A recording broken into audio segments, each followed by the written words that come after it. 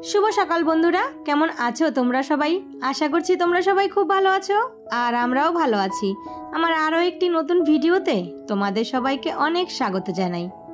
आज होच्छे बुधबार और एखन बाजे घड़िर काटाय ओई सकाल 6:30 मतो। तबे चलो आजकेर ভিডিওটা এখান থেকে শুরু করছি। আশা করি ভিডিওটা তোমাদের ভালো লাগবে। তো বন্ধুরা ভিডিওটা ভালো লাগলে অবশ্যই কিন্তু একটা লাইক কমেন্ট শেয়ার করে দিও আর চ্যানেলটা সাবস্ক্রাইব করে আমার পাশে থেকো। রোজকার মতো এই যে ঘুম থেকে উঠে পড়েছি, একটু উঠতে দেরি হয়ে গেছে, মানে 6:30 বেজে গেছে। আর এইদিকে ঘুম থেকে উঠেই কিন্তু একদম তাড়াহুড়ো করে সংসারের কাজে লেগে পড়েছি। তো ওইদিকে ঘরটা সমস্ত ঝাড়টার দিয়ে আর এইদিকে চলে আসলাম ব্রাশ করে সোজা এই যে জল খেতে। তো এটা তো রোজ সকালের রুটিন। এখন এই জল না খেলে না সকালবেলা একদমই ভালো লাগে না। তো এই যে 2 গ্লাস জল, এটার কিন্তু একটা হ্যাবিট হয়ে গেছে। আগে তো জল একদমই খেতে পারতাম না, জল খাওয়ার সঙ্গে সঙ্গেই মনে হতো যে জলটা উল্টি হয়ে বেরিয়ে আসবে, কিন্তু না, এখন মানে সকালে যদি জল না খাই তাহলে কিন্তু একদমই ভালো লাগে না। এর মধ্যে সমস্ত কাজ সেরে চান করে সোজা চলে এসেছি।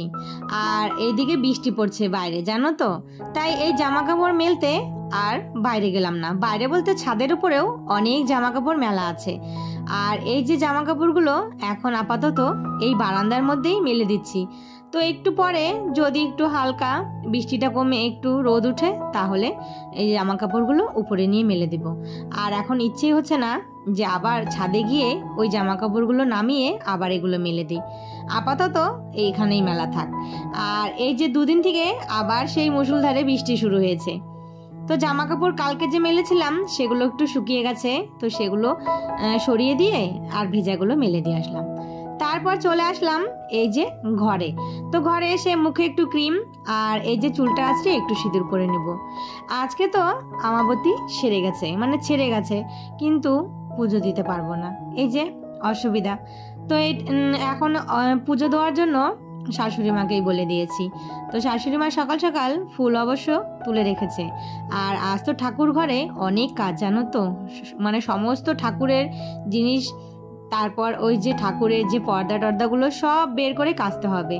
আর ওগুলো শাশুড়ি মা তো করতে পারবে না, আমাকেই করতে হবে, কিন্তু আমি তো আর ঠাকুর ঘরে ঢুকতে পারছি না। তো বললাম যে তুমি পর্দা টর্দা সমস্ত কিছু খুলে রেখে দাও আর ঠাকুরের আসনগুলো তুলে ধোয়া আসনগুলো পেতে দিয়ে পুজোটা দাও, ঠাকুর ঘরটা পরিষ্কার করে, আর বাদবাকি কাজগুলো আমি না হয় পরে করে দেব। তো এদিকে না চলে আসলাম সোজা রান্নাঘরে। এর মধ্যে কিন্তু আমার হাজবেন্ডের টিফিনটাও করা হয়ে গেছে, দেখতে পাচ্ছ। ওইদিকে রুটি, তারপরে ডিমের অমলেট করেছি, এইদিকে চাও বসিয়ে দিয়েছি, সাথে চাটা নামিয়ে ভাত। কেন বলো তো, ওই যে ছেলেদের স্কুল আছে, তাড়াতাড়ি করে ভাতটা বসিয়ে দিলাম, না হলে সময়ের মধ্যে কিছুতেই করে উঠতে পারবো না। আর দেখতে পাচ্ছ বাইরে কিন্তু ওই যে বৃষ্টি হয়ে যাচ্ছে।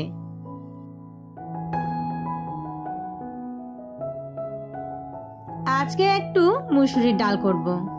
ডালের মধ্যে এই মুসুরির ডালটা একটু ভালো লাগে খেতে, তাছাড়া আর কোনো ডালই খেতে ইচ্ছা হয় না। তো এই যে পাতলা করে একটু মুসুরির ডাল বসাবো। আর এই মুসুরির ডালটা কিন্তু পাতলাই খেতে ভালো লাগে, ঘন হলে আবার অতটা না। তো এদিকে ডালের সঙ্গে না 2টো ডিম সিদ্ধ দিয়ে দিলাম, এটা হচ্ছে ছেলের জন্য। তো ওকে ওই প্রায় দিনই আমি একটা করে ডিম সিদ্ধ কিন্তু খাওয়াচ্ছি। আর এই যে দেখো বৃষ্টি, অঝোরে বৃষ্টি হয়ে যাচ্ছে।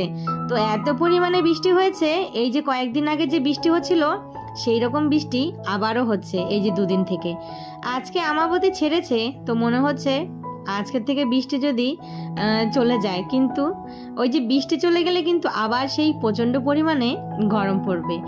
আর রাতের বেলা যদি একটু বৃষ্টি হয় না, তাহলে না ওই যে ছাদটা ভিজে থাকে আর ঘরটাও না একটু গরম, মানে ঠান্ডা থাকে। আর যদি প্রচণ্ড পরিমাণে রোদ উঠে তাহলে তো ঘরে একদমই টেকা যায় না। তো সারাদিনটা রোদ থাকুক আর রাতের বেলা একটু বৃষ্টি হলে কিন্তু ঘুমটাও ভালো হয়।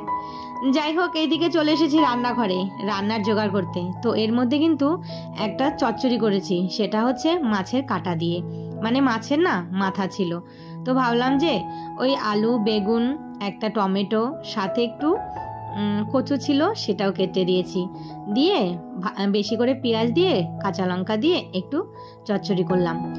আর এইদিকে এই যে পাতলা করে মুসুরির ডাল, আর সাথে করব একটু মাছের ঝোল। ঘড়ির কাঁটায় বাজে দেখো 9:40। এইদিকে রান্না বসিয়ে দিয়ে চলে আসলাম ছেলেকে ডাকতে। বৃষ্টি হচ্ছে বাইরে, আর ছেলে আমার মনের আনন্দে ঘুমাচ্ছে, কিন্তু ওর যে স্কুল আছে, পরীক্ষা আছে, সেটার ওর হুঁশি নেই। ওকে আমি ডেকেই যাচ্ছি, আর ও বলছে মা আর একটু পরে, এখনো অনেক সময় আছে। তো আমি বললাম তোমার হোমওয়ার্ক করতে হবে না, তার নাকি সব পড়াই মুখস্থ, তার আর বই নিয়ে বসতে হবে না। ও মা এই দেখো, বলতে বলতে কারেন্ট চলে গেছে। আজকে সকালে জানো তো কতবার যে কারেন্ট গেছে তার কোনো হিসেবে নেই। এই বর্ষার দিনে এই একটাই সমস্যা, বর্ষার দিন মানে এই গরমের দিনে এই যে কারেন্ট থাকে না, যখন তখন কারেন্ট চলে যায়। সব থেকে বেশি খারাপ লাগে যখন প্রচণ্ড পরিমাণে গরম পড়ে, তখন যদি কারেন্ট না থাকে তাহলে তো একদমই মুশকিল। তো বিছানাটা তুলে চলে আসলাম আবারও রান্নাঘরে। এদিকে এসে রান্না তো প্রায় হয়ে এসেছে। তো এই যে সবজির মানে ফ্রিজ থেকে বের করেছিলাম, তো সেটা ফ্রিজে ঢুকিয়ে দিলাম, আর ওইদিকে তেলের কৌটোটা ভালো করে ধুয়ে রেখে দিলাম।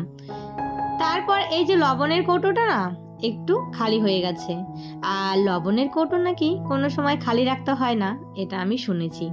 আর আমার ঘরে সব সময় কিন্তু আমি লবণের কৌটোটা ভরে রেখে দিই, আর লবণ কিন্তু এটার থেকে আলাদা করে তুলে নিই, কেননা এটা আমার মানে মাছ পাগে ছোঁয়াই না, কেননা ওই যে নিরামিষের দিন খাওয়া হয়, তাই আমি যখনই লবণ নিতে হয় তখনই কিন্তু আমি হাতটা ভালো করে ধুয়ে তারপর লবণটা আলাদা করে তুলে নিই।